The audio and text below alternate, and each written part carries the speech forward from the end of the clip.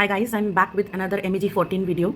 So this question is from the poem The Stair by Raghuvir Sahay. The poet has himself translated this poem. So the question here is, death does not come to all of us in the same manner, nor do the dead become equal in death, for they were not so before. So this is from the initial stanza from his poem The Stair. So this question was repeated in December 17, December 19 and June 20. So let's get into the answer section. So we'll start with the introduction. The Stair by Raghuvir Sahay is a poignant and unsettling poem that observes the detached and often dehumanizing gaze of those in positions of power or authority towards the less fortunate or those suffering. It captures a sense of apathy and the objectification of human suffering. The poem often depicts situations where individuals are in distress, perhaps due to poverty, illness, or violence, and instead of empathy or action, they are met with a cold, unfeeling stare. This stare signifies a distance, a lack of connection, and a refusal to truly acknowledge the humanity of the person in need.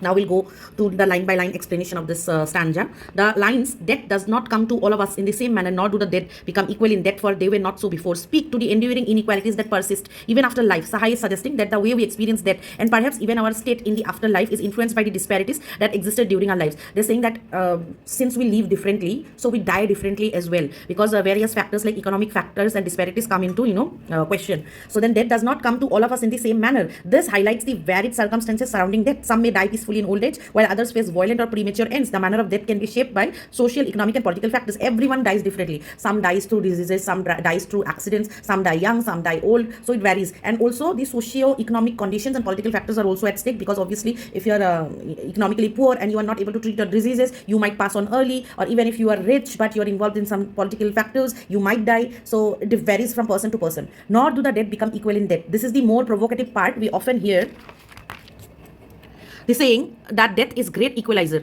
Sahay is challenging this notion. He suggests that the social hierarchies, privileges, and disadvantages we experience in life might continue to have some form of consequence even after death. So many people say that death is the great equalizer. मतलब लोग सब एक जैसे नहीं आते, but मरते एक जैसे हैं, कि मरने के बाद मतलब सब एक समान हो जाता है, ऐसा नहीं है. So Sahay is challenging this notion because during your lifetime, whatever social hierarchies or privileges you had, so people experience difference even after death. For they were not so before. This provides the reasoning for the previous statement. The inequalities of life, be it in terms of status, power, access to resources, or even the way one was treated, cannot simply vanish at the moment of death. These differences have shaped individuals and their experiences, and Sahay implies that these imprints might linger. So conclusion, in essence, Sahay uses this stark observation to comment on the deep-seated inequalities within society. He suggests that death, often sees as a universal leveler, might not entirely erase the distinctions created by an unequal world. It is a powerful reflection on social justice and the enduring impact of our lived reality.